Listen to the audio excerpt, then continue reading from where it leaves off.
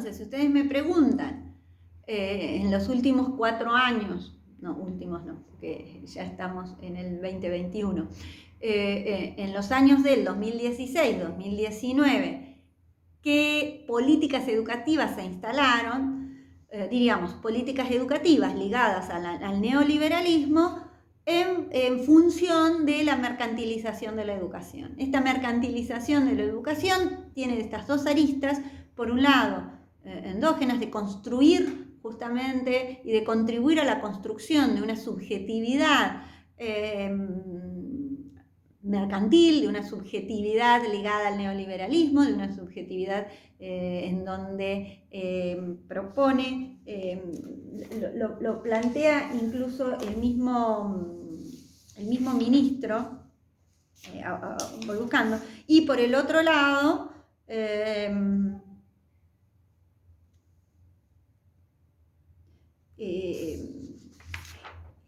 un sistema educativo, y voy a las mismas frases que proponía. Dice, un sistema que no les sirve a ustedes, le está hablando a los empresarios, a la UIA, porque no les da el recurso humano necesario para que sus empresas no necesitan la mirada del corto plazo. Yo no me paro, ¿no?, como ministro, sino como gerente de recursos humanos. Queremos ser el primer sistema educativo del mundo que detecte talentos individuales y los desarrolle para que ustedes tengan talentos para elegir para sus empresas. Y lo podemos hacer, pero lo tenemos que hacer juntos. La oportunidad de formar a sus empleados durante 15 años antes de que entren a las empresas. Tenemos que comunicar más, articular más entre el mundo empresarial y el sistema educativo. Esa es la invitación que les vengo a hacer, ¿no? Bueno, esto que dijimos, se produce, y lo observamos con las distintas convenios que se establecieron con los programas de liderazgo educativo, la Fundación Berkeley, la Fundación Educere, como socio para contextualizar el programa en Argentina de argentinizar de alguna manera estos programas Educar 2050, ¿no? Todas estas fundaciones en las cuales tenían participación de las cuales procedían. Dice, el problema es que nosotros tenemos que educar a niños y niñas del sistema educativo argentino para que hagan dos cosas. O sean los que crean esos empleos, que le aportan al mundo esos empleos, generan, que crean empleo. Crear Marcos Galperín. ¿Saben quién es Marcos Galperín? El que creó, el fundador en nuestro país de Mercado Libre. Bueno, diríamos, ese es el modelo de subjetividad, de ciudadano, el ciudadano modelo. El ciudadano modelo que ante la pandemia, en donde fue una de las empresas que más se benefició junto con las aseguradoras y demás, ¿qué hizo el ciudadano modelo? Se llevó todo su capital y se traslada él a vivir a Uruguay. ¿Por qué? Primero porque así no paga esta contribución única personal que tienen que pagar, el famoso impuesto a la riqueza que se dio, y para evadir impuestos. Entonces, el modelo que se coloca en esta reforma educativa, más que una reforma, porque no llegan a instalar una reforma, pero sí en esta lógica por la que están luchando y que la han instalado en sus jurisdicciones, es, que me parece es lo más grave, es este modelo del sálvese quien pueda, me salvo yo, no me interesa aportar, todo lo que yo recibo es ganancia mía, no me interesa que estemos en medio de una pandemia, es decir, esta idea de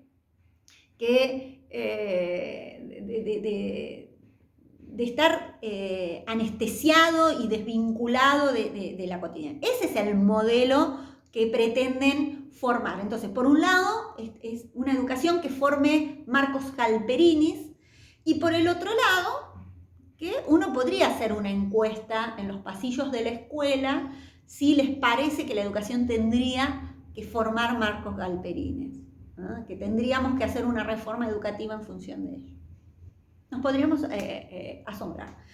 O crear argentinos que sepan, que sean capaces de vivir en la incertidumbre y disfrutarla. Es decir, los dos niveles, el empresario que crea una empresa, el famoso emprendedor, y el otro, el que vive en la incertidumbre de no tener laburo por la inseguridad laboral también, ¿no? Por la flexibilización laboral. Entonces, es decir, si la empresa, al cada vez tener menos derechos, si la empresa se le ocurre despedirte, te despide en función de ello.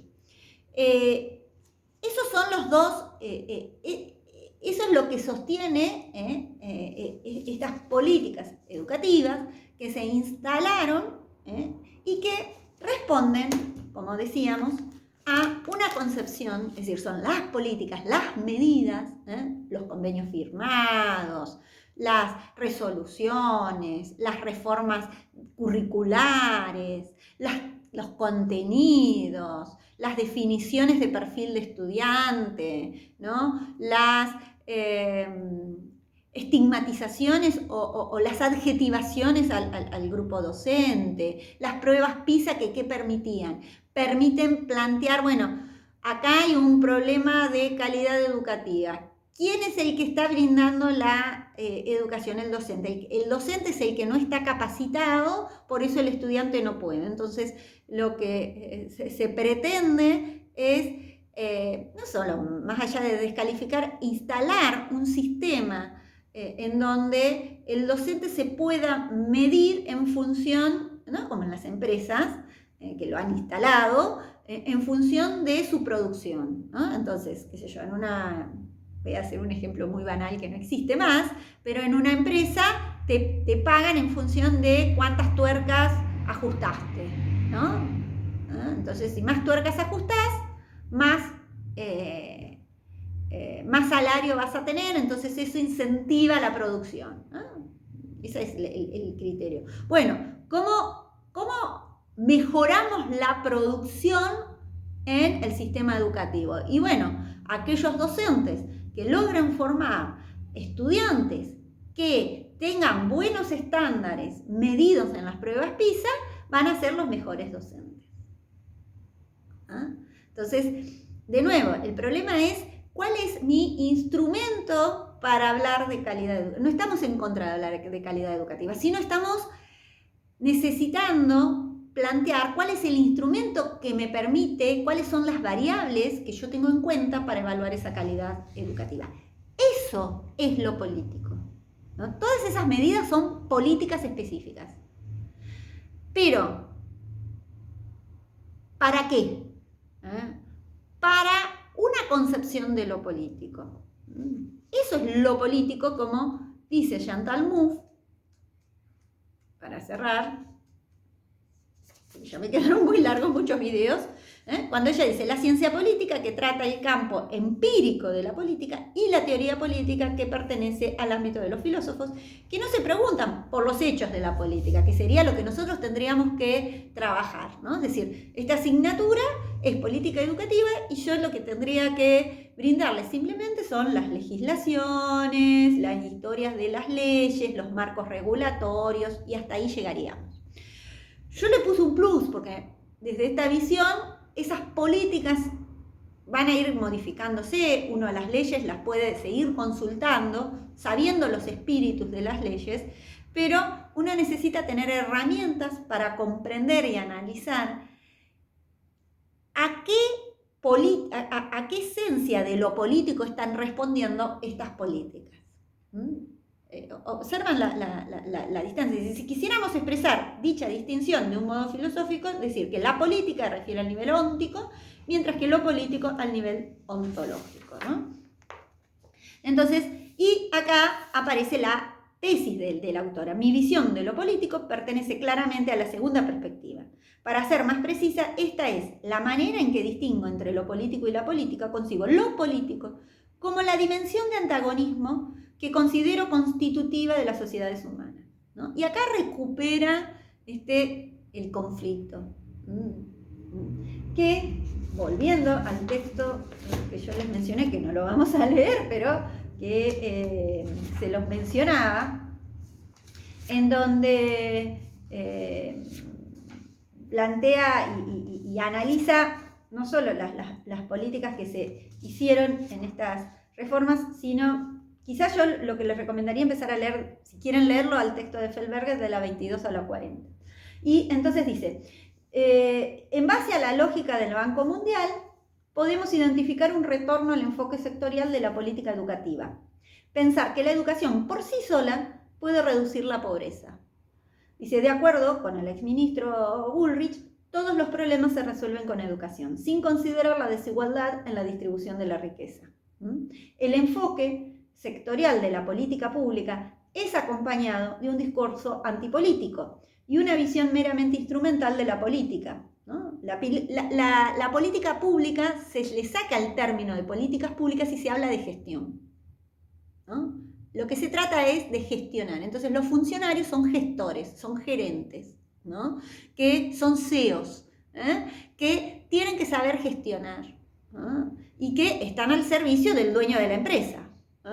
Pero bueno, acá no hay un dueño de la empresa, acá hay un poder ejecutivo, acá podríamos decir el dueño de la empresa, esta es una cooperativa, no hay un dueño de la empresa, sino que todos tenemos, si lo queremos llevar a ese mundo, de acuerdo a nuestro sistema, todos somos accionistas de esta empresa, no hay un dueño, ¿no?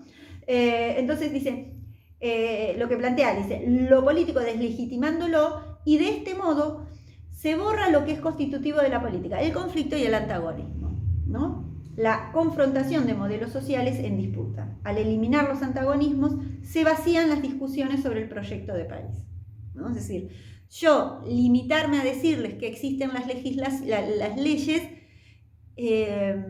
o los programas y demás, estaría vaciando, ¿no?, de contenido, desideologizando, despolitizando, ¿no?, de lo que se tratan las políticas educativas, ¿no? Entonces, lo que plantea Chantal Mouffe, y por eso me parecía interesante esta diferencia, que es una politóloga muy reconocida, ¿no? Entonces, ella hace esta crítica al liberalismo que bancaba estas políticas de consenso y dice, el individualismo metodológico que caracteriza el pensamiento liberal excluye la comprensión de la naturaleza de las identidades colectivas, ¿no? Es decir, ¿somos individuos o somos colectivos? ¿No? Es decir, no es lo mismo que yo vaya a reclamar mi salario solita y tatí, acá en Patagones, y tener que irme a la Dirección General de Escuelas a reclamar, no sé, un trámite, un salario, lo que sea, uno se siente nada. Yo cuando estuvo la profesora Parodi de directora, o sea, hace unos años atrás, a mí por 6 meses no me pagaron el sueldo, porque no llegaban mis planillas y demás. Entonces, terminé en La Plata haciendo y buscando, y uno siente esa pequeñez total frente al sistema. Imagínense si y yo estaba en algo que era, diríamos, pequeño y muy individual, ¿no? Pero, bueno, el individuo, no somos sumatoria de individuos, somos colectivos, ¿no? Entonces, formás un colectivo que es un gremio, formás un colectivo que es una asociación, formás un colectivo que es un partido político, ¿no? Son colectivos, ¿no? Identidades colectivas. Dice, tiene que ver con la formación de un nosotros, como opuesto a un ellos.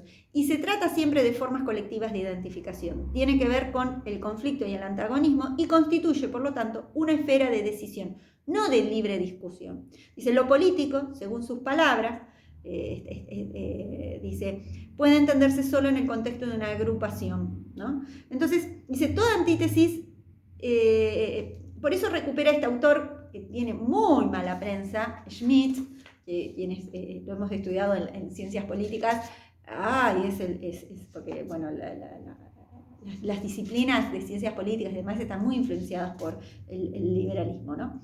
Dice, el énfasis de Schmitt en la posibilidad siempre presente de la distinción de amigo-enemigo. Lo que propongo, entonces, es pensar con Schmitt contra Schmitt. Dice, utilizando su crítica al individualismo y el pluralismo liberales para proponer una nueva interpretación de la política democrática liberal. Y dice, la noción de argumentaré en un momento, la distinción amigo-enemigo puede ser considerada como tan solo una de las formas de expresión posibles de esa dimensión antagónica de la política. También podemos, si bien admitiendo la posibilidad siempre presente del antagonismo, imaginar otros modos políticos de construcción del nosotros-ellos. Si tomamos ese camino, nos daremos cuenta de que el desafío para la política democrática consiste en intentar impedir el surgimiento del antagonismo mediante un modo diferente de establecer la relación nosotros-ellos. Esta manera de establecer la relación nosotros-ellos, ¿qué es? Yo la puedo establecer como una lógica que lleva al planteo de construcción desde un punto de vista moral, en donde yo soy el dueño del saber, yo soy el que tengo la verdad, yo soy el culto, yo soy el, ¿no? Es decir, nosotros somos los buenos, y nos tenemos que enfrentar a los malos, ¿no? Negros sucios ¿no? Es decir, siempre cuando aparece esta síntesis de la conflictividad, se simplifica y se lo trata como enemigo, en esa lógica de amigo e enemigo, que es la lógica de la guerra, cuidado. Porque en esa lógica de la guerra lo que se termina planteando es la destrucción del otro, ¿no? En pos del bien.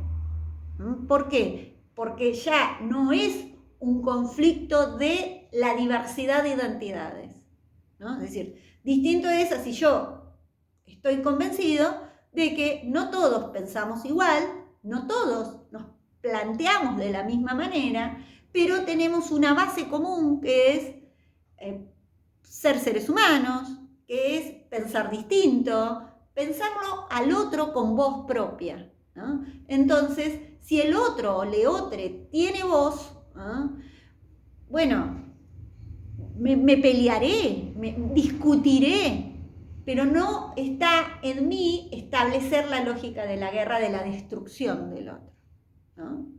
Entonces, son dos lógicas que ella plantea y que las hemos vivido. Lamentablemente, los debates políticos se han instalado en una lógica de destrucción del otro, en donde vale todo aparte para hacer política, ¿no? Vale mentir, vale lo que sea. Entonces, me parecía interesante esta diferencia. Felices vacaciones, no sigo más.